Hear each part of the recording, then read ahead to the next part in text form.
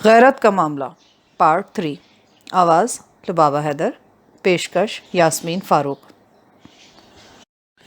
اب آپ دیکھ لیجیے کہ سگریٹ کے اس پیکٹ کی کیا اہمیت ہو سکتی ہے موجودہ کیس میں۔ ممکن ہے اس کی مدد سے ہم قاتل کا سراغ لگانے میں کامیاب ہو جائیں۔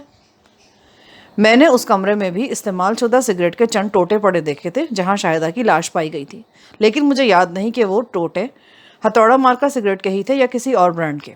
بہرحال یہ صورت میں ایک اہم اشارہ تھا کہ اگر عارف سگریٹ نوشی نہ کرتا ہو یا کم از کم وہ ہتھوڑا مار کا سگریٹ نہ پیتا ہو تو یہ سوچا جا سکتا تھا کہ اس گھر میں کوئی ایسا شخص آیا تھا جو ہتھوڑا مار کا سگریٹ پینے کا عادی تھا اور اس نے وہاں کچھ وقت بھی گزارا تھا۔ ٹھیک ہے شاہ جی، میں اس پر ریسرچ کرتا ہوں، آپ فوراً چکومر روانہ ہو جائیں۔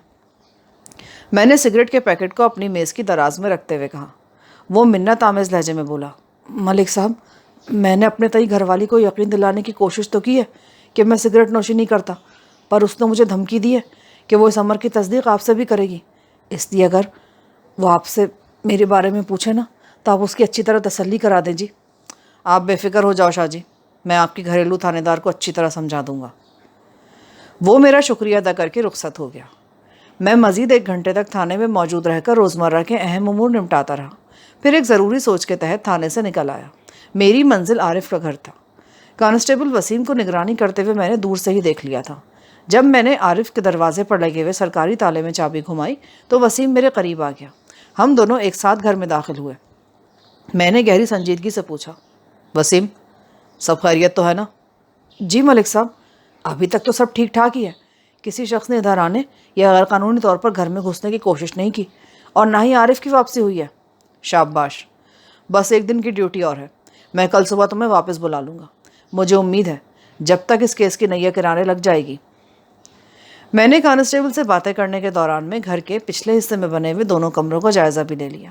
لاش والے کمرے میں میری تمام تر توجہ استعمال شدہ سگریٹ کے ٹکڑوں پر رہی تھی۔ یہ دیکھ کر میں نے خاصی تقویت محسوس کی کہ وہ تمام تر ٹکڑے فاکس اون المعروف ہتھوڑا مارکا سگریٹ کے ہی تھے۔ گزشتہ روز میں 7 والے کمرے کا تفصیلی جائزہ نہیں لے سکا تھا، اب میں نے اس کا بھی جائزہ لیا۔ مذکورہ کمرہ اسٹور روم کا نقشہ پیش کر رہا تھا۔ ایک جانب دیوار کے ساتھ لکڑی کے ایک بڑے تخت پر نیچے سے اوپر تک بستر رکھے تھے۔ وہ کم از کم نصف درجن افراد کے استعمال کے لیے گدے اور لحاف تھے۔ اتنی ہی تعداد میں تکیے اور چادریں بھی تھیں۔ میری سمجھ میں نہیں آیا کہ 2 افراد کی اس مختصر سی فیملی کو اتنے اوڑھنے اور بچھونوں کی کیا ضرورت تھی بھلا۔ بہرحال دوسری دیوار کے ساتھ 3 ڈرم پہلو بہ پہلو رکھے ہوئے تھے۔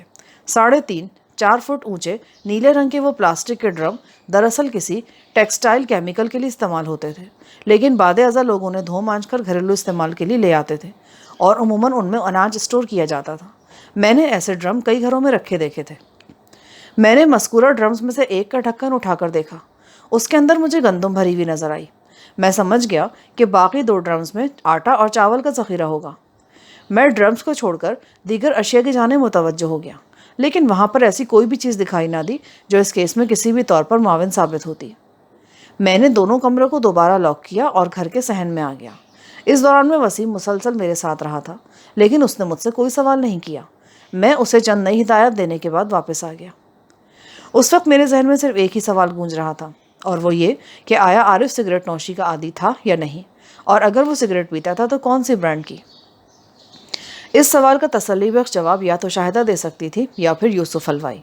شاہدہ کسی سوال جواب کے قابل ہی نہیں رہی تھی، لہٰذا میرے قدم بے اختیار یوسف حلوائی کی دکان کی طرف اٹھ گئے۔ یوسف نے ابھی ابھی دکان کھولی تھی اور شوکیس میں مٹھائی کے تھال سیٹ کر رہا تھا۔ وہ اس وقت تیبند اور بنیان میں ملبوس تھا۔ مجھ پر نظر پڑتے ہی وہ استقبالی انداز میں آگے بڑھا، آئیں جی آئیں، بسم اللہ۔ اس کے ساتھ ہی اس نے جھاڑا نما کپڑے سے اسٹول کو صاف کر کے میرے سامنے رکھا۔ تشریف رکھے جناب۔ کوئی تکلف نہ کرو، میں یہاں تشریف رکھنے نہیں آیا، ادھر سے گزر رہا تھا تو سوچا تمہاری دکان ہی دیکھ لوں، کیا پتہ کبھی مٹھائی لینے کے لیے آنا پڑ جائے۔ او جناب، کمال کرتے ہیں آپ بھی، آپ کو زحمت کرنے کی بھلا کیا ضرورت، آپ اشارہ کریں، مٹھائی تھانے میں آپ کی میز پر پہنچ جائے گی۔ وہ لمحے بھر کے لیے رکا، پھر رازدارانہ انداز میں بولا، آج میں تازہ تازہ میسو پاک بنانے والا ہوں، اگر آپ کا حکم ہو تو سیر 2 سیر بھجوا دیتا ہوں۔ میں جب اس کی دکان پر پہنچا تھا تو مجھے ویلکم کہنے سے پہلے بھی اس نے کنکھیوں سے دکان کے اندر جھانکا تھا۔ ایک مرتبہ پھر اس نے یہی حرکت کی تو میں کھٹک گیا۔ تاہم معقول لہجے میں نے اس کے استفسار کا جواب دیتے ہوئے کہا، تمہیں سیر 2 سیر مٹھائی اٹھا کر تھانے لانے کی ضرورت نہیں ہے یوسف، مجھے جب ضرورت ہوگی میں خود ہی تمہاری دکان سے منگوا لوں گا۔ یہ تم بار بار چور نظروں سے دکان کے اندر کیا دیکھ رہے ہو؟ وہ جی بات دراصل یہ ہے کہ آپ کے آنے سے پہلے میں سگریٹ پی رہا تھا، کیا کروں، جب تک ایک آدھا سگریٹ نہ پھونک لوں نا دماغ کام ہی نہیں کرتا۔ آپ کو دیکھ کر میں نے اجلا سگریٹ اندر رکھ دیا تھا، اب بار بار ادھر ہی دھیان جاتا ہے کہ کسی شے میں آگ نہ لگ جائے۔ تم فوراً وہ سگریٹ اٹھا کر لاؤ، باقی باتیں بعد میں بھی ہو سکتی ہیں۔ اس نے پلک جھپکتے میں میرے حکم کی تعمیل کر دی۔ وہ واپس آیا تو اس کی انگلیوں میں اجلا سگریٹ دیکھ کر میں نے پوچھا، تم کون سا سگریٹ پیتے ہو؟ اس نے سگریٹ کے ٹوٹے کو زمین پر پھینکا اور جوتے کے نیچے مسلتے ہوئے سادگی سے بولا، کم خرچ بالا نشین۔ کیا یہ کوئی نیا سگریٹ آیا ہے؟ او نہیں جناب، میں ہتھوڑا مارکا سگریٹ کی بات کر رہا ہوں۔ ہتھوڑا مارکا کے الفاظ نے میری سوچ پر ایک ضرب سی لگائی۔ یوسف، تم کتنے عرصے سے سگریٹ پی رہے ہو؟ اس شے سے دوستی کے تو جناب 8-10 سال ہو گئے۔ وہ ٹٹولتی ہوئی نظروں سے مجھے دیکھتے ہوئے بولا، اس دوران میں کئی مارکا ٹیسٹ کیے، مثلاً بگلا مارکا، تارا مارکا، لالٹین مارکا، قینچی مارکا، اور وہ کون سا مارکا جناب جو میں نے ٹرائی نہ کیا، پر آخر کار ہتھوڑا مارکر پہ آ کے رک گیا ہوں۔ پچھلے 2 سال سے میں یہی سگریٹ پی رہا ہوں جی، اور میں نے غلط نہیں کہا جناب، یہ سگریٹ واقعی کم خرچ بالا نشین ہے۔ یہ 50-60 سال پہلے استعمال ہونے والے عوامی سگریٹ کے برانڈ ہیں، اور آج کل ان میں سے کوئی کہیں نظر نہیں آتا، اس لیے سگریٹ کے اس تذکرے کو کہانی کی ضرورت سمجھا جائے۔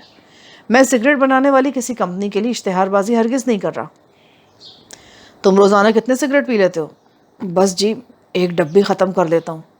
1 ڈبی یعنی 10 سگریٹ، میں نے پرسوچ انداز میں کہا، پھر اس کی دکان کے برابر واقع تکے کباب کی بند دکان کی جانب اشارہ کرتے ہوئے پوچھا، اور تمہارا سوتیلا بھگوڑا بھائی وہ کتنے سگریٹ پھونک لیتا ہے؟ وہ فوراً سے پیشتر میرا مطلب سمجھ گیا کہ میرا اشارہ شاہدہ کے شوہر عارف کی جانب تھا۔ وہ نفی میں گردن ہلاتے ہوئے بولا، عارف تو جی سگریٹ نوشی کے سخت خلاف ہے، ہر وقت مجھے بھی نصیحتیں کرتا رہتا ہے کہ میں سگریٹ پینا چھوڑ دوں ورنہ مجھے ٹی بی ہو جائے گی، پر میں اس کی باتیں سن کر ہنستا ہوں جی۔ وہ سگریٹ نوشی سے شدید نفرت کرتا ہے، لیکن اس کے باوجود بھی اس کی صحت ماشاء اللہ ہے، وہ چہرے سے صدیوں کا بیمار نظر آتا ہے، اور میں دیکھ لے جناب آپ کے سامنے ہوں، ہٹا کٹا اور صحت مند۔ اس زمانے میں دل کی بیماریوں کا ذکر بہت کم سننے میں آتا تھا، اور کینسر کا نام تو شاید ہی کسی نے سنا ہو، چنانچہ سگریٹ پینے والوں کو ٹی بی اور کھانسی سے ہی ڈرایا جاتا تھا۔ تاہم آج کل کا چلن بالکل مختلف ہے، وہ سادہ منافقت سے پاک زمانے گزر گئے۔ آج کل سب سے زیادہ رنگین اور سنگین اشتہار بازی سگریٹ کی ہی دیکھنے میں آتی ہے۔ آپ ان اشتہاروں کو توبہ شکن کہیں تو کچھ غلط نہ ہوگا، وزارت صحت صرف یہ کہہ کر ضمیر کو مطمئن کر لیتی ہے، سگریٹ نوشی مضر صحت ہے، یہ کینسر اور دل کی بیماریوں کا باعث ہے۔ اللہ اللہ خیر صلی۔ کیا واقعی عارف سگریٹ نہیں پیتا؟ میں بالکل سچ کہہ رہا ہوں ملک صاحب۔ اچھا، مجھے تو لگا تھا کہ وہ سگریٹ نوشی کرتا ہے۔ آپ کو کس بات سے ایسا لگا؟ اس کا چونکنا تشویش میں بدل گیا۔ یہ بات آپ کو کس نے بتائی؟ بتائی تو کسی نے نہیں، مجھے یاد پڑتا ہے، میں نے اپنی آنکھوں سے دیکھا تھا۔ سوال ہی پیدا نہیں ہوتا جی، آپ نے کب اور کہاں عارف کو سگریٹ پیتے دیکھ لیا؟ میں نے اسے سگریٹ پیتے نہیں دیکھا، بلکہ کل اس کے گھر میں مجھے سگریٹ کے چند ٹوٹے پڑے نظر آئے تھے۔ اگر عارف واقعی سگریٹ سے نفرت کرتا ہے تو پھر مجھے یہ معلوم کرنا ہوگا کہ اس کے گھر میں بیٹھ کر سگریٹ کس نے پیے تھے۔ مجھے یقین ہے اس طرح میں شاہدہ کے قاتل تک پہنچ جاؤں گا۔ میں نے یوسف حلوائی کے چہرے کی رنگت کو بدلتے ہوئے فوراً محسوس کر لیا۔ تاثرات کی اس تبدیلی میں خوف اور تشویش کا عنصر نمایاں تھا، اور اس بات نے مجھے بری طرح چونکا دیا۔ یہ نقطہ غور و فکر کی دعوت دیتا تھا کہ عارف کے گھر میں پائے جانے والے سگریٹ کے ٹکڑوں نے یوسف حلوائی کو اتنا زیادہ بے چین کیوں کر دیا تھا۔ میری چھٹی حس نے اسی لمحے کسی بڑی گڑبڑ کی نشاندہی کر دی، لیکن حقیقت کی تہہ تک پہنچنے کے لیے میں نے اپنی سوچ اور محسوسات کو چہرے سے ظاہر نہیں ہونے دیا، اور تجربے کار کھوجتی نظروں سے اسے یکٹک گھورتا چلا گیا۔ ملک صاحب، آپ نے عارف کے گھر میں جو سگریٹ کے ٹوٹے پڑے دیکھے وہ کس برانڈ کے تھے جی؟ یہ سوال کہیں اس کے بہت اندر سے آیا تھا، جیسے سگریٹ کے برانڈ کے بارے میں جاننا اس کے لیے زندگی موت کا مسئلہ بن گیا ہو۔ میں نے سگریٹ والے معاملے میں اس کی تشویش آمیز دلچسپی دیکھی تو عام سے لہجے میں کہا، او جی لعنت بھیجو سگریٹ کے برانڈ پر، یہ کوئی اتنی خاص بات نہیں ہے، یہ تو تمہاری سگریٹ نوشی سے عارف کا تذکرہ نکل آیا اور میں تم سے پوچھتا چلا گیا۔ اس کے گھر میں کوئی سے بھی سگریٹ پڑے ہوں، ہمیں اس سے کیا؟ یہ بھی تو ہو سکتا ہے کہ عارف تمہارے سامنے سگریٹ کی برائی کرتا ہو اور گھر میں چھپ چھپ کر سگریٹ پیتا ہو۔ انسان کو سمجھنا بہت مشکل کام ہے یوسف۔ ہاں جی، یہ تو آپ بالکل ٹھیک کہہ رہے ہیں، وہ معنی خیز انداز میں گردن ہلاتے ہوئے بولا۔ وہ ظاہر یہی کر رہا تھا جیسے میری وضاحت سے مطمئن ہو گیا ہو، لیکن مجھے بخوبی اندازہ ہو رہا تھا کہ وہ اندر سے بری طرح بے چین ہے۔ یوسف کی یہی بے چینی، بے قراری اور انتشار مجھے انتہا تک سوچنے پر مجبور کر رہی تھی۔ اور اس صورتحال میں عارف کے پڑوسی صداقت علی کے یہ الفاظ میری سماعت میں گونج رہے تھے۔ تھانے دار صاحب، یوسف بھی شاہدہ کے لیے ایک نامحرم ہی ہے نا؟ عارف کی غیر موجودگی میں چوری چھپے شاہدہ سے اس کی ملاقاتوں کو نظر انداز نہیں کیا جا سکتا۔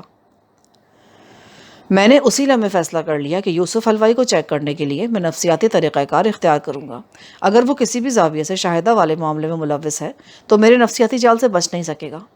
میں نے اسے مطمئن اور بے خبر رکھنے کے لیے سرسری انداز میں کہا، یوسف، عارف کی سگریٹ بلکہ خفیہ سگریٹ نوشی سے پریشان ہونے کی ضرورت نہیں ہے۔ میں کل صبح تمہارے ساتھ اس کے گھر جاؤں گا، پھر تم اپنی آنکھوں سے دیکھ لینا وہ چھپ چھپ کر کون سے برانڈ کے سگریٹ پیا کرتا تھا۔ وہ تجویز دینے والے انداز میں بولا، میں اس وقت فارغ ہی ہوں، اگر آپ کہیں تو ہم ابھی عارف کے گھر جا کر دیکھ لیتے ہیں۔ اس کی حد سے زیادہ بڑھتی ہوئی دلچسپی میرے شک کو یقین میں بدلنے کا باعث بن رہی تھی۔ میں نے اپنے چہرے کے تاثرات قابو میں رکھتے ہوئے کہا، اس وقت تم تو فارغ ہو گئے، پر میں ہرگز نہیں فارغ۔ آج ایک اہم معاملے میں سارا دن تھانے میں میری موجودگی بہت ضروری ہے۔ وہ قدرے مطمئن ہوا کہ میں آج کا پورا دن تھانے میں گزارنے والا ہوں۔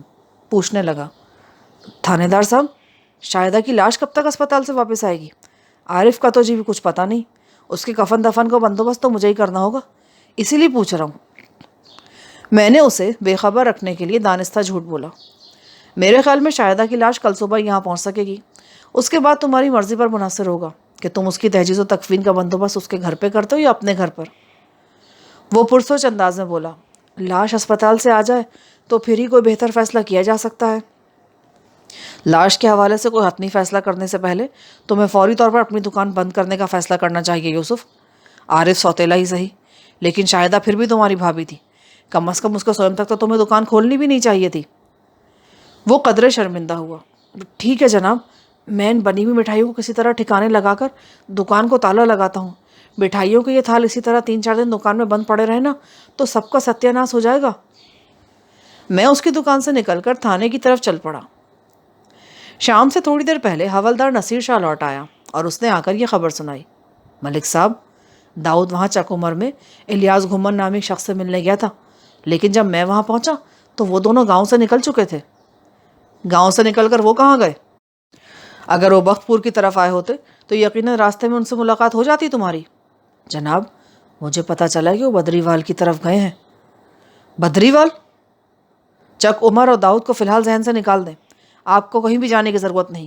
یہاں بخت پور میں بڑا دلچسپ اور سنسنی خیز ڈرامہ ہونے والا ہے۔ سنسنی خیز ڈرامہ؟ وہ الجھن اور حیرت کے ملے جلے تاثرات سے مجھے دیکھنے لگا۔ میں نے نصیر شاہ کو حلوائی یوسف کے رویے اور اپنے عزائم کے بارے میں تفصیلاً آگاہ کیا۔ پوری بات توجہ سے سننے کے بعد اس نے کہا، ملک صاحب، اس کام کے لیے رات کا انتظار کرنے کی کیا ضرورت ہے؟ میں ابھی اسے پکڑ کر لے آتا ہوں، تھوڑی سی چھترول ہوگی تو خود ہی سب کچھ بک دے گا۔ یہ خیال میرے ذہن میں بھی آیا تھا، لیکن رنگے ہاتھوں پکڑنے کا مزہ ہی کچھ اور ہے۔ کیا ضروری ہے کہ وہ رات کو عارف کے گھر میں داخل ہو؟ نصیر شاہ نے ایک اعتراض اٹھایا، اگر وہ سگریٹ کے ٹکڑے اس کے لیے جان کا عذاب بن سکتے ہیں تو وہ دن میں بھی کسی وقت وہاں جا سکتا ہے۔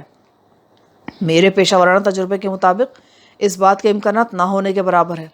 میں نے بڑی اچھی طرح اسے یقین دلایا ہے کہ میں کل صبح سے پہلے عارف کے گھر کا رخ نہیں کروں گا، لہٰذا وہ رات کی تاریکی میں ہی کوئی کارروائی ڈالے گا۔ ہمیں پہلے سے اس کے گھر میں موجود ہونا چاہیے، لہٰذا وہ رنگے ہاتھوں گرفت میں آ جائے گا۔ اگر وہ حماقت کا ثبوت پیش کرتے ہوئے دن دہاڑے عارف کے گھر میں داخل ہوتا ہے تو وسیم کی نظر سے نہیں بچ سکے گا۔ وسیم کے اطلاع پر اس صورت میں بھی ہم اسے قابو میں کر ہی لیں گے۔ پھر ایک بات اور بھی ہے، جب تک شاہدہ کی لاش کے حوالے سے اسپتال کی جانب سے کوئی اطلاع نہیں آ جاتی مجھے تھانے میں ہی رہنا ہوگا۔ ملک صاحب، وہ ندامت آمیز انداز میں اپنی پیشانی کو سہراتے ہوئے بولا، باتوں باتوں میں آپ کو یہ تو بتانا بھول ہی گیا جی کہ چک عمر سے واپسی پر میں اسپتال سے بھی ہوتا ہوا آ رہا ہوں۔ وہاں کی پکی اطلاع یہ ہے کہ کل صبح پوسٹ مارٹم کی ابتدائی رپورٹ کے ساتھ لاش یہاں آ جائے گی۔ تو اس کا مطلب ہے آج رات ہم بے فکری سے یوسف حلوائی کو اپنے جال میں پھنسا سکتے ہیں۔ شاہ جی، آپ کسی بھی طرح یوسف تک یہ خبر پہنچا دیں کہ لاش کل صبح آئے گی تاکہ وہ اطمینان سے رات کو ہمارے پھیلائے ہوئے جال میں قدم رکھ سکے۔ ٹھیک ہے جناب، میں یہ کام کر لوں گا۔ دن کا باقی حصہ میں نے یوسف حلوائی کے بارے میں سوچ بچار اور اسے گرفت میں لانے کی پلاننگ کرتے ہوئے گزارا اور رات کو پوری تیاری کے ساتھ عارف کے گھر پہنچ گیا۔ میرے ساتھ اس مشن میں نصیر شاہ بھی شامل تھا۔ وسیم کو میں نے وہاں سے ہٹا دیا تھا کیونکہ گھر کے اندر ہماری موجودگی کے بعد بیرونی نگرانی کی ضرورت باقی نہیں رہی تھی۔ منصوبے کے مطابق میں اس کمرے میں چھپ کر بیٹھ گیا جہاں سے شاہدہ کی لاش اٹھائی گئی تھی۔ یوسف کی آمد کے امکانات زیادہ اسی کمرے میں تھے۔ حوالدار نصیر شاہ کو میں نے دوسرے کمرے یعنی اسٹور روم میں چھپا کر بٹھا دیا۔ ان دنوں موسم کچھ اس نوعیت کا تھا کہ سر شام بھی فضا میں خنکی اتر آتی تھی، لہٰذا کمروں کے اندر چھپ کر بیٹھنا ہمارے لیے چندہ دشوار ثابت نہیں ہوا۔ رات 10 بجے کا وقت ہوگا جب میں نے گھر کے صحن میں کسی شخص کے کودنے کی مخصوص آواز سنی۔ گویا میرے اندازوں کی 100% درست ثابت ہونے کے لیے یوسف حلوائی نے عارف کے گھر میں انٹری ڈال دی تھی۔ تھوڑی ہی دیر بعد مجھے کمرے کے دروازے کے ساتھ کھٹر پٹر کے احساس ہوا اور اگلے ہی لمحے کمرے کا دروازہ دھیرے سے کھلا۔ میں ایسی جگہ پر بیٹھا ہوا تھا کہ باہر سے آنے والا مجھے دیکھ نہیں سکتا تھا، جبکہ میں بآسانی اس کا جائزہ لے سکتا تھا، اور میں نے کھلے ہوئے دروازے میں اندھیرے کے باوجود بھی مخصوص قد کاٹ اور جسامت کی بنا پر یوسف حلوائی کو فوراً پہچان لیا۔ وہ محتاط قدموں سے کمرے کے اندر داخل ہوا، جیب سے ایک موم بتی نکال کر جلائی اور اس کی روشنی میں کمرے کے فرش پر کچھ تلاش کرنے لگا۔ میں اوٹ میں چھپا بڑی خاموشی سے اس کی کارروائی دیکھتا رہا۔ اس نے ڈھونڈ ڈھانڈ کر ہتھوڑا مار کر سگریٹ کے ٹکڑے جمع کیے، انہیں احتیاط سے جیب میں رکھا اور جلتی ہوئی موم بتی کو ہاتھ میں تھامے تھامے کمرے سے باہر نکل گیا۔ یہ اچھا ہوا کہ کمرے سے نکلتے وقت اس نے دروازے کو کنڈی نہیں لگائی تھی، ورنہ میرا کمرے سے باہر آنا مشکل ہو جاتا۔ اب اس کا رخ دوسرے کمرے کی طرف تھا۔ میں نے ٹارچ کو ہاتھ میں لیا اور باہر نکل آیا۔ جب میں کمرے کے در سے نکل کر برآمدے میں پہنچا تو وہ اسٹور روم میں داخل ہو چکا تھا۔ میں تیزی سے اسی سمت کو لپک گیا۔ اسی لمحے اسٹور روم کے اندر سے ایسی آوازیں ابھری جیسے 2 افراد میں مد بھیڑ ہو گئی ہو۔ مجھے یہ سمجھنے میں دیر نہ لگی کہ یوسف حلوائی کا حوالدار نصیر شاہ سے ٹکراؤ ہو گیا تھا۔ میں فوراً کمرے میں پہنچا اور ٹارچ کو روشن کر کے اس کی روشنی کمرے کے اندر پھینکی۔ روشنی کے مخصوص دائرے میں مجھے وہ دونوں آپس میں گتھم گتھا نظر آئے۔ حوالدار نے مجھے پکارتے ہوئے بآواز بلند کہا، ملک صاحب، یہ کیس حل ہو گیا، میں نے عارف کی لاش دریافت کر لی ہے۔ عارف کی لاش؟ پر وہ تو…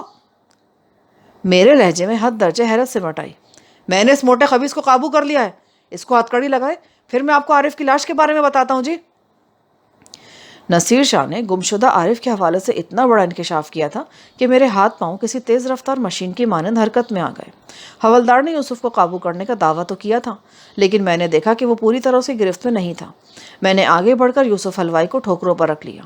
میرے خوفناک ٹھڈوں اور زناٹے دار تماچوں نے 1-2 منٹ میں اسے سیدھا کر کے رکھ دیا۔ حوالدار نے میرے اشارے پر سے الٹی ہتھکڑی لگا دی۔ میں نے کہا، شاہ جی، اس بدبخت کا انٹرویو تھانے لے جا کر کریں گے، آپ عارف کی لاش کے بارے میں بتائیں۔ وہ بیچارہ… میرا مطلب ہے جی، اس کی لاش ادھر ڈرم کے اندر پڑی ہے۔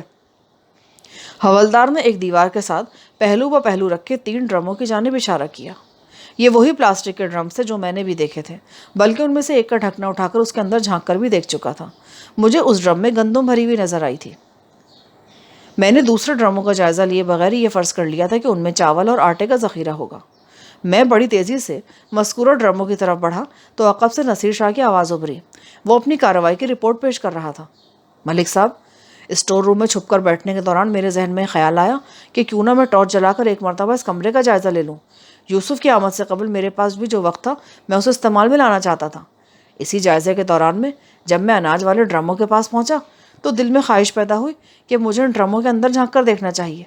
میں نے پہلے ڈرم کا ڈھکن اٹھا کر اندر ٹارچ کی روشنی پھینکی تھی کہ وہاں عارف کی لاش کو دیکھ کر میں ششدر رہ گیا۔ میں آپ کو اس بارے میں بتانے کے لیے کمرے سے نکل ہی رہا تھا کہ یوسف سے ٹکرا گیا، پھر آپ سامنے آ گئے۔ اس کے بعد یہاں جو کچھ بھی ہوا وہ آپ کے سامنے ہے۔ ادھر نصیر شاہ کی وضاحت ختم ہوئی، ادھر میں نے اس ڈرم کا ڈھکنا اٹھا لیا جس کی جانب اس نے اشارہ کیا تھا، اور پھر میں عارف کی لاش کے دیدار سے محروم نہیں رہا۔ میں نے اس سے پہلے عارف کو کبھی نہیں دیکھا تھا، لیکن میری تسلی کے لیے حوالدار کی گواہی کافی تھی کہ وہ عارف ہی کی لاش تھی۔ اس شور شرابے کے باعث آس پاس کے لوگ بیدار ہو گئے۔ ہمارے دیکھتے ہی دیکھتے کوئی نصف درجن افراد وہاں جمع ہو گئے، جن میں عارف کے دونوں پڑوسی صداقت علی اور ظہور حسین پیش تھے۔ جب انہیں صورتحال سے آگاہ کیا گیا تو وہ نفرت انگیز نظروں سے ہتھکڑی لگے یوسف حلوائی کو گھورنے لگے۔ میں نے لالٹینوں اور ٹارچوں کی محدود روشنی میں موقع کی کارروائی مکمل کی اور اسی وقت ہنگامی بندوبست کر کے عارف کی لاش کو ڈرم سمیت پوسٹ مارٹم کے لیے اسپتال بھجوا دیا۔ اس کے بعد یوسف حلوائی کو تفتیش کے لیے اپنے ساتھ تھانے لے آیا۔ وہ جس انداز میں جائے وقوع سے گرفتار ہوا تھا اور جس حالت میں عارف کی لاش دریافت ہوئی تھی، اس کی روشنی میں یوسف کو کڑی تفتیش سے گزارنا بہت ضروری ہو گیا تھا۔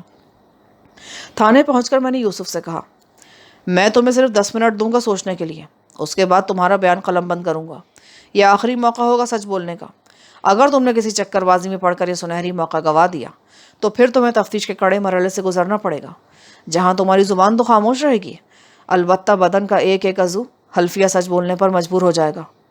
جناب، آپ مجھے سوچنے کے لیے 10 منٹ بھی نہ دیں، میں بغیر سوچے سمجھے اپنا بیان ریکارڈ کرانے کو تیار ہوں جی، کیونکہ سچ بولنے کے لیے سوچنے کی ضرورت نہیں ہوتی۔ اس کے اعتماد اور ڈائیلاگ نے مجھے متاثر کیا۔ میں نے گہری نظروں سے اس کے چہرے کے تاثرات کا جائزہ لیا اور آنکھوں میں آنکھیں ڈال کر تہمکانہ لہجے میں کہا، ٹھیک ہے، شروع ہو جاؤ۔ اور وہ شروع ہو گیا۔ تھانے دار صاحب، میں نے شروع میں آپ سے تھوڑا جھوٹ بولا تھا، اس خوف سے کہ کہیں آپ مجھے اس کیس میں ملوث نہ کر دیں، اور اب جب کہ ایسا ہو چکا ہے تو میں ذرا بھی غلط بیانی نہیں کروں گا۔ آگے فیصلہ آپ کے ہاتھ میں ہے۔ وہ لمحے بھر کو سانس لینے کے لیے رکا، پھر سلسلہ بیان کو جاری رکھتے ہوئے بولا، وقوع کے روز صبح صبح جب میں عارف کے گھر 300 روپے لینے کے لیے پہنچا تو دروازہ خود عارف نہیں کھولا۔ وہ یہ کہتے ہوئے مجھے اپنے ساتھ اسٹور روم میں لے گیا۔ میں تمہارا انتظار کر رہا تھا یوسف، اچھا ہوا تم آ گئے۔ میں نے کہا، تم نے بلایا تھا تو مجھے تو آنا ہی پڑا۔ وہ بولا، یوسف، تم سمجھ رہے ہوگے کہ میں نے تمہیں 300 روپے دینے کے لیے بلایا ہے۔ ہاں، میں تو رقم لینے کے لیے آیا ہوں۔ فی الحال تم رقم کو بھول جاؤ اور میری بات غور سے سنو۔ یوسف، میں نے تم سے کہا تھا نا کہ میں بہت جلد اس شخص کا سراغ لگا لوں گا جو اس بے وفائی کے کھیل میں شاہدہ کا ساتھ دے رہا ہے۔ ہاں، تم نے ایسا کہا تو تھا۔ میں نے اس کا سراغ لگا لیا ہے۔ بدقسمتی سے وہ کوئی ایک آدمی نہیں ہے، بلکہ 2 افراد ہیں جو مختلف اوقات میں شاہدہ سے ملنے میرے گھر آتے رہتے ہیں۔ عارف، اگر اپنی مرغی اچھی ہو تو وہ پرائے گھر میں انڈا نہیں دیتی۔ اس نے نفرت آمیز نظروں سے مجھے گھورا۔ مرغی کو تو میں نے ذبح کر ڈالا، اب وہ کسی پرائے گھر میں تو کیا، اپنے گھر میں بھی انڈا دینے کے قابل نہیں رہی۔ اب ان 2 مرغوں کے ذبح ہونے کی باری ہے جو بے وفائی کے اس کھیل میں اس کا ساتھ دے رہے تھے۔ میں نے ڈرتے ڈرتے پوچھا، وہ دونوں افراد کون ہیں آخر؟ ایک شخص کا نام داؤد ہے، اس کی باری آخر میں آئے گی۔ شاہدہ کے بعد دوسرے شخص کو حلال ہونا ہے، اور وہ اس وقت میرے سامنے کھڑا ہے، یعنی تم۔ میں نے گھبرا کر کہا، عارف، تمہیں کوئی شدید قسم کی غلط فہمی ہوئی ہے۔ اس نے کوئی جواب دینے کے بجائے ڈرم کے اوپر رکھی بڑی سی چھری اٹھا لی اور بڑے وحشیانہ انداز میں مجھ پر حملہ آور ہو گیا۔ اس موقع پر اگر میں پھرتی کا مظاہرہ نہ کرتا تو شاید میں بیان دینے کے لیے آج زندہ نہ ہوتا۔ میں نے بڑی ہوشیاری سے اس کا وار خالی دیا اور اس کے ساتھ ہی اسے ایک زوردار دھکا بھی مارا۔ وہ مرد ناتوا میرے دھکے کی تاب نہ لاتے ہوئے سامنے والی دیوار سے جا ٹکرایا اور اگلے ہی لمحے کسی مردہ چھپکلی کی طرح زمیں بوس ہو گیا۔ جب کئی منٹ گزر جانے کے بعد بھی اس کے جسم میں حرکت پیدا نہ ہوئی تو میں نے قریب جا کر اس کا جائزہ لیا، اور اسی لمحے یہ خوفناک انکشاف ہوا کہ وہ زندہ نہیں ہے۔ اس کی سانس رک گئی تھی۔ جب میری سمجھ میں کچھ بھی نہیں آیا تو میں نے بے حس و حرکت عارف کو اٹھا کر ایک خالی ڈرم میں ٹھونس دیا اور اوپر سے ڈھکنا بند کر دیا۔ شاید اس کا سر دیوار کے ساتھ اتنی شدت سے ٹکرایا تھا کہ پلک جھپکتے میں اس کی موت واقع ہو گئی۔ اتنا بتا کر وہ خاموش ہوا تو میں نے پوچھا، یہ بات تو سمجھ میں آتی ہے کہ عارف کو ڈرم میں ٹھونسنے کے دوران میں تمہاری جیب سے ہتھوڑا مار کر سگریٹ کی ڈبیا نکل کے گر گئی ہوگی، لیکن لاش والے کمرے میں استعمال شدہ سگریٹوں کے جو ٹوٹے پائے گئے ہیں ان سے ظاہر ہوتا ہے کہ تم نے کچھ وقت وہاں گزارا بھی تھا۔ تم اس حقیقت سے انکار نہیں کر سکتے کیونکہ ابھی تھوڑی دیر پہلے تم نے جائے وقوع سے سگریٹوں کے ٹوٹے چن کر اپنی جیب میں ڈالے تھے تاکہ وہاں تمہاری موجودگی کے آثار باقی نہ رہیں۔ اور میں سمجھ رہا ہوں صبح تمہاری دکان پر ہمارے درمیان سگریٹ نوشی پر جو معنی خیز گفتگو ہوئی تھی یہ اسی کا نتیجہ ہے۔ آپ کا اندازہ بالکل درست ہے جناب، میں آپ کی باتیں سن کر واقعی گھبرا گیا تھا۔ یہ سچ ہے کہ عارف کے بے حس و حرکت جسم کو ڈرم میں ٹھونسنے کے بعد میں ساتھ والے کمرے میں گیا اور وہاں بستر پر مجھے شاہدہ کی گردن کٹی لاش نظر آئی۔ عارف نے غلط نہیں کہا تھا، اس نے اپنی بیوی کو واقعی کسی مرغی کی مانند ذبح کر ڈالا تھا۔ سارا بستر خون آلود ہو رہا تھا۔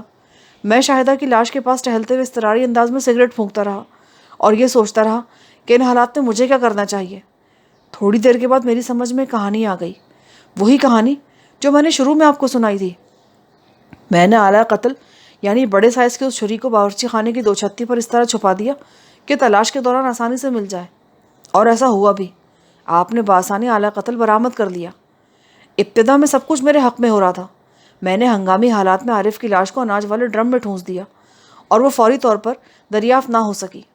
یہی سمجھا گیا کہ عارف اپنی بیوی کو قتل کر کے کہیں فرار ہو گیا ہے۔ میں نے اپنے طور پر یہ سوچ رکھا تھا کہ شاہدہ کے کفن دفن کے بعد جب یہ معاملہ ٹھنڈا پڑ جائے گا تو میں عارف کی لاش کو بھی خاموشی سے ٹھکانے لگا دوں گا۔ یہ کام میرے لیے بہت ہی آسان ثابت ہوتا، کیونکہ ان دونوں کا قریب ترین رشتہ دار میں ہی تھا۔ ان کا گھر میرے قبضے میں آنا ایک سیدھی سی بات تھی۔ لیکن آپ نے میری دکان پر آ کر جب سگریٹ نوشی کے بارے میں بات کی اور بتایا کہ جائے وقت سے ہتھوڑا مار کر سگریٹ کے ٹکڑے ملے ہیں تو میں تشویش میں مبتلا ہو گیا۔ میں نے فیصلہ کیا کہ آج ہی رات کو مجھے ہر کام نمٹا لینا چاہیے۔ مجھے کیا پتا تھا جی کہ آپ گھات لگائے بیٹھے ہوں گے۔ یوسف، تم نے جو بیان دیا اس کی تصدیق پوسٹ مارٹم کی رپورٹ کے بعد ہی ہو سکے گی، لیکن جناب میرا عارف کی موت میں کوئی ہاتھ نہیں ہے۔ میں نے تو اپنی جان بچانے کے لیے اسے دھکا دیا تھا۔ اب مجھے کیا پتا تھا کہ وہ اتنی شدت سے دیوار سے جا ٹکرائے گا کہ اس کی موت واقع ہو جائے گی۔ وہ کیا کہتے ہیں جناب، حفاظت خود اختیاری، جو بھی کہتے ہیں مجھے اچھی طرح معلوم ہے۔ عارف کی پوسٹ مارٹم رپورٹ سب کچھ کھول کر رکھ دے گی۔ اگر تم نے واقعی اپنی جان بچانے کے لیے اسے دھکا دیا تھا اور اس دھکے کے نتیجے میں اس کی موت واقع ہوئی ہے تو یہ بات چھپی نہیں رہے گی، اور اس صورت میں ظاہر ہے تم بے قصور قرار پاؤ گے۔ لیکن اس سے پہلے اس بات کا فیصلہ کیا جائے گا کہ عارف کا تم پر شک درست تھا یا غلط۔ میری بات سمجھ رہے ہو نا؟ جی جناب، میں اچھی طرح سمجھ رہا ہوں، پر ایسی کوئی بات ہے ہی نہیں۔ میں 2-4 مرتبہ یا تو عارف کے بھیجنے پر اس کے گھر گیا یا پھر آخری چند دنوں میں وہاں جانے کا اتفاق ہوا، اور وہ بھی شاہدہ کو سمجھانے کے لیے کہ وہ اپنی حرکتوں سے باز آ جائے۔ میں نے اسے عارف کے خطرناک عزائم سے آگاہ بھی کیا تھا، لیکن افسوس کہ بات اس کی سمجھ میں نہیں آ سکی۔ کیا شاہدہ نے داؤد کے حوالے سے اپنی غلطی کا اقرار کر لیا تھا؟ نہیں جناب، وہ تو سرے سے ہی انکاری تھی، اسی لیے میری نصیحت کا بھی اس پر کوئی اثر نہیں ہوا تھا۔ پر جہاں تک عارف کے مجھ پر شک کا تعلق ہے تو میں سمجھتا ہوں یہ سراسر اس کی غلط فہمی تھی۔ میں ایسا بندہ نہیں ہوں جناب۔ ٹھیک ہے، داؤد کی باتیں میں داؤد سے ہی کروں گا، اور جب تک دونوں میاں بیوی کی پوسٹ مارٹم کی رپورٹیں نہیں آ جاتی تم سرکاری مہمان نوازی کا لطف اٹھاؤ گے۔ مہمان نوازی؟ پر میں نے تو سن رکھا کہ آپ مہمان نوازی کے نام پر… تمہارے ساتھ فی الحال ایسا کچھ نہیں ہوگا۔ جب تک تم قصوروار ثابت نہیں ہو جاتے تم بڑے آرام سے حوالات میں وقت گزار سکتے ہو۔ وہ بے حد مطمئن اور پرسکون نظر آنے لگا۔ میں نے عارف کی لاش کو اسپتال بھیجاتے وقت خصوصی ہدایت کر دی تھی کہ اس کی پوسٹ مارٹم رپورٹ شاہدہ کی رپورٹ کے ساتھ ہی بھیجی جائے۔ اس ہدایت کی روشنی میں انہوں نے عارف کا پوسٹ مارٹم ہنگامی بنیادوں پر کرنا تھا۔ آئندہ روز دوپہر کے بعد شاہدہ اور عارف کی پوسٹ مارٹم شدہ لاشیں ابتدائی رپورٹس کے ساتھ آ گئیں۔ میں نے نہایت ہی باریک بینی سے دونوں کا باری باری مطالعہ کیا۔ شاہدہ کی رپورٹ کے مطابق اس کی موت 8 اکتوبر کی صبح 4 اور 5 بجے کے درمیان واقع ہوئی تھی۔ اسے حالت نیند میں شہرک کاٹ کر موت کے گھاٹ اتار دیا گیا تھا۔ عارف کی پوسٹ مارٹم رپورٹ اس کی موت کا وقت 7 اور 8 کے درمیان کا بتاتی تھی، اور موت کا سبب کنپٹی اور سر میں لگنے والی شدید چوٹیں تھیں۔ یہ مہلک چوٹیں اس کے لیے جان لیوا ثابت ہوئی تھیں۔ پوسٹ مارٹم کی روشنی میں یوسف حلوائی کا بیان درست نظر آتا تھا، لہٰذا میں نے اسے چھوڑ دیا اور تنبیہی انداز میں کہا، یوسف، عارف اور شاہدہ کے رشتہ داروں میں ایک تم ہی باقی بچے ہو، اس لیے ان کے کفن دفن کا بندوبست بھی تمہیں ہی کرنا ہے۔ پر ایک بات ذہن میں رکھنا کہ ابھی اس کیس کی تفتیش مکمل نہیں ہوئی۔ جب تک داؤد میرے ہتھے نہیں چڑھ جاتا تم بختپور سے باہر کہیں نہیں جاؤ گے، اور اگر جانا بہت ضروری ہوا تو مجھے پیشگی مطلع کرو گے۔ ٹھیک ہے جناب، میں آپ کے حکم کی تعمیل کروں گا۔ اس جوڑے کی تدفین کے 3 روز بعد میں نے داؤد کو پکڑ لیا۔ وہ بختپور سے چک عمر گیا تھا اور پھر وہاں سے کسی الیاس گھمن نامی شخص کے ہمراہ بدری وال پہنچ گیا تھا۔ بدری وال سے مجھے پتا چلا کہ وہ اور الیاس گھمن نذیر نامی ایک بندے کے ساتھ موضع نور چمن گئے تھے۔ داؤد کو میں نے نور چمن سے گرفتار کیا۔ جب داؤد کو تفتیش کی چکی میں پیسا گیا تو اس نے شاہدہ کے ساتھ اپنے تعلقات کا اقرار کر لیا۔ میں نے جب اس سے کہا کہ اس کی حرکتوں کے پاس ایک گھر اجڑ گیا تو وہ طنزیہ لہجے میں بولا، تھانے دار صاحب، جو لوگ اپنے گھر اور اس گھر میں بسنے والوں کی جائز ضروریات کا خیال نہیں رکھتے ان کا انجام ایک دن ایسا ہی ہوتا ہے۔ اس غیرت مند کو بہت دیر سے ہوش آیا تھا۔ میں نے داؤد کے منہ پر ایک زناٹے دار تھپڑ رسید کیا اور غصیلے لہجے میں کہا، عارف ایک اتفاقی حادثے میں چل بسا، ورنہ شاہدہ کے بعد تمہارا نمبر تھا۔ وہ تمہیں کسی قیمت پر چھوڑنے والا نہیں تھا۔ اور جہاں تک اس عمر کا تعلق ہے کہ وہ غیرت مند تھا یا بے غیرت، اس بات کا فیصلہ بعد میں ہوگا، لیکن فی الحال میں تمہارا منہ بند کرنے کا بندوبست کرتا ہوں، بدبخت انسان۔ یہ بات سامنے آ گئی تھی کہ داؤد کا براہ راست ان دونوں میاں بیوی کی موت سے کوئی تعلق نہیں تھا، لیکن بہرحال اس حقیقت سے بھی انکار ممکن نہیں تھا کہ عارف نے جو سنگین قدم اٹھایا تھا اس کا محرک یہی شیطان داؤد ہی بنا تھا۔ عارف کو اپنی بیوی کی بے وفائی کے حوالے سے داؤد اور یوسف حلوائی پر شک تھا۔ عارف کے پڑوسی صداقت علی نے بھی کچھ اسی قسم کے شکوک و شبہات کا اظہار کیا تھا، مگر میری پوچھ تاچھ کے نتیجے میں یوسف نے اپنی صفائی پیش کر دی تھی۔ البتہ داؤد کے اقبال جب نے مجھے اس کے خلاف قانونی کارروائی کرنے کا موقع فراہم کر دیا۔ داؤد اس علاقے کا سکہ بند غنڈہ تھا اور مخلوق خدا اس کے شر سے بڑی پریشان تھی۔ تفتیش کے دوران میں اس نے اپنے بہت سے کارناموں کا اعتراف بھی کیا۔ ویسے عارف اور شاہدہ والے معاملے میں اس نے جو کردار ادا کیا وہ کسی بھی طور نظر انداز نہیں کیا جا سکتا تھا، لہٰذا اس کی اصلاح اور لوگوں کے سکون و آرام کے لیے میں نے اسے کچھ عرصے کے لیے جیل بھیج دیا۔ عارف ایک غیرت مند انسان تھا یا بے غیرت، اس کا فیصلہ کرنا زیادہ مشکل نہیں۔ البتہ غنڈے داؤد کے الفاظ بہت اہمیت کے حامل ہیں کہ جو لوگ اپنے گھر اور گھر میں بسنے والوں کی جائز ضروریات کا خیال نہیں رکھتے ان کا انجام ایک دن ایسا ہی ہوتا ہے۔ عارف شاہدہ کی جائز ضروریات پوری کرنے میں ناکام تھا اور شاہدہ کی بہرا روی میں اس محرومی نے سب سے خطرناک کردار ادا کیا تھا۔ یہاں پر اس کہانی کا اختتام ہوتا ہے۔